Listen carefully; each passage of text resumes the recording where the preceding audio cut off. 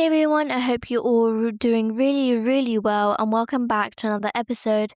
So today's episode is episode 10, which is actually kind of exciting because we're getting into something that is every single rider uses, but not everyone fully understands, and that is tack. Now specifically, we're going to be focusing on mainly on the tack equipment of the horse, like the saddles, bridles, bits, and stirrups, which I know can be a bit confusing, so I'll try to explain that as clearly as possible.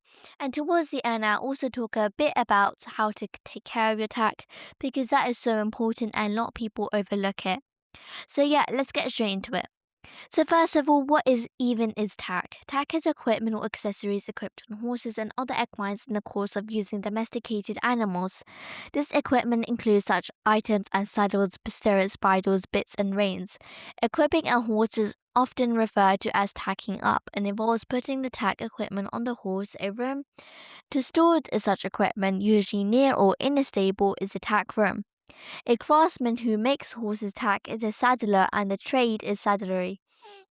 It's not just there to make things look nice or complete. It actually has really important purpose. Good tack helps the communication between you and your horse, your position and balance, and most importantly, your horse's comfort. Because if your tack doesn't fit properly or isn't used correctly, it can actually cause pain or discomfort for your horse, which then affects their behavior and performance. Now let's move on to the most important piece of tack, and that is the saddle. So the saddle is what you sit on, but it also does a lot more than just that. It helps you to distribute your weight evenly across the horse's back, which protects their spine and muscles. Saddles are seats for the rider fastened to the horse's back, which means of a girth in the English style riding or a cinch in the use of Western tack. Girths are generally a wide strap that goes around the horse at a point about 4 inches behind the forelegs.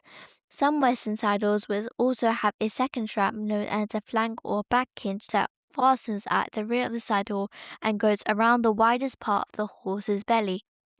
Now, there are different types of saddles depending on what discipline you're doing. Jump saddles, dressage saddles, and general purpose saddles.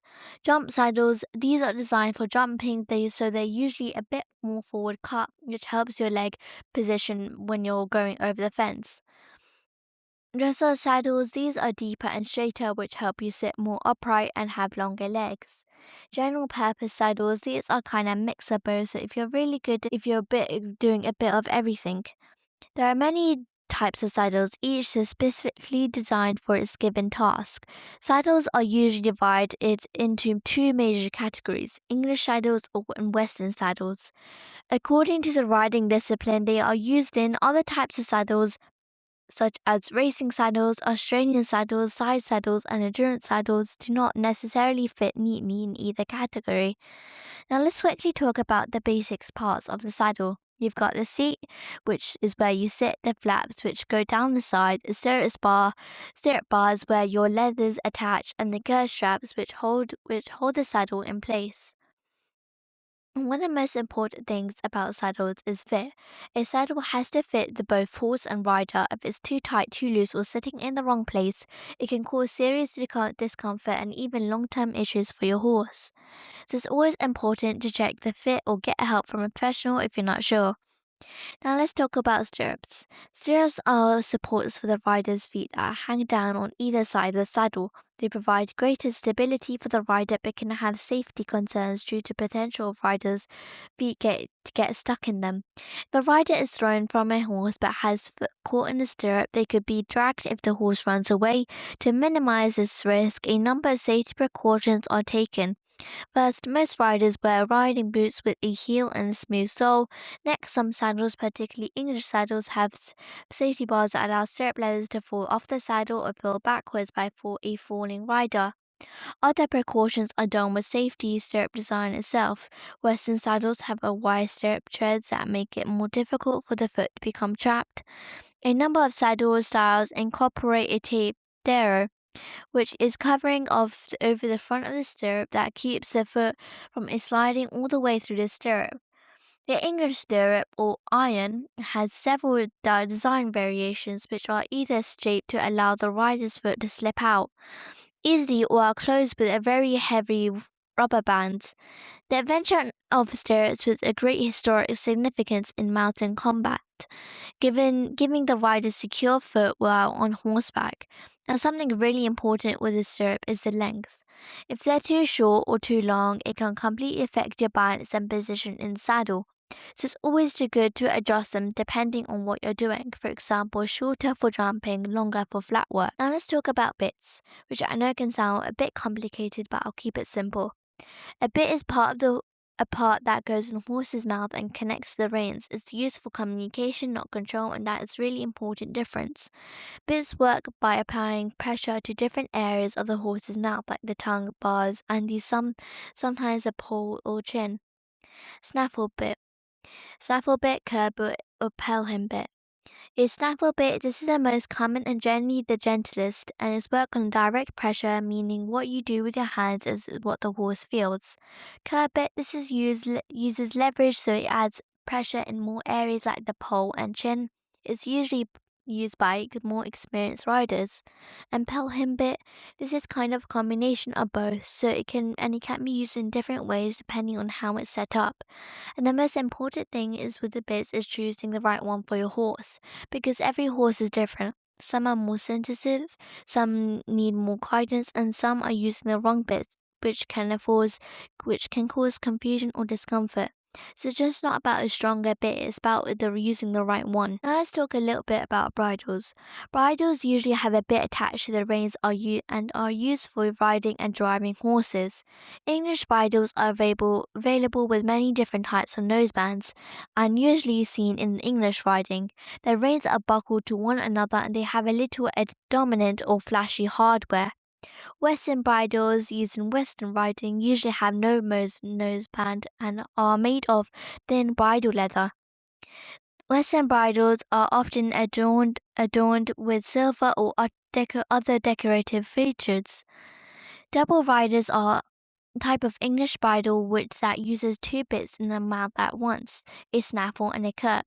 This bit allows the rider to have very precise communication with the horse. As a rule, only very advanced horses and riders use double bridles because the pressure from the curb bit can be very strong. Double bridles are usually seen in the top levels of dressage, but can also be certain types of show hack and saddle seat competition. A hackmore is a headgear that utilizes a heavy noseband of some sort rather than a bit, most often used to train young horses or go easy on an older horse's mouth. Hackmores are often seen in Western riding. Some related styles of headgear that controls a head with noseband rather than a bit known as a bitless bridle. Hackmores are seen in Western riding disciplines as well in endurance riding and English riding disciplines such as show jumping and the stadium phase of eventing. While the classic bocile style hackmore is usually used to start the young horses, other designs such as various bitless bridles and the mechanical hackmore are often seen on mature horses with dental issues that make a bit use painful, horses with certain training problems, and on horses with mouth or tongue injuries. Some riders also like to use them in the winter to avoid putting a frozen metal bit into a horse's mouth. Like bitted bridles, no bands designs can be gentle or harsh depending on the hands of the rider. It's a myth that is a bit cruel and a hackmore is gentle. The horse's face is very soft and sensitive with many nerve endings. Misuse of a hackmore can cause swelling on the nose, scraping on the nose and jawbone, and extreme misuse may cause damage to the bones and cartilage of the horse's head. Now finally, let's talk about taking care of your tack. This is something that is so important but often ignored. Leather tack especially needs regular cleaning and conditioning because if it dries out, it can crack and even break, which is obviously dangerous. So you should basically wipe down your tack after use, deeply clean it regularly and store it somewhere dry and clean. And not only does this make your tack last longer, but it also keeps your horse more comfortable. So yeah, that's it for today's episode. We talked about what tack is, the different types of saddles, stirrup leathers, and how to properly take care of everything. And hope you understand things a bit more clearly, especially since this topic can be quite visual. And the next episode, we might go deeper into about confidence in horse riding. So thank you so much for listening, and I'll see you in the next episode. Bye.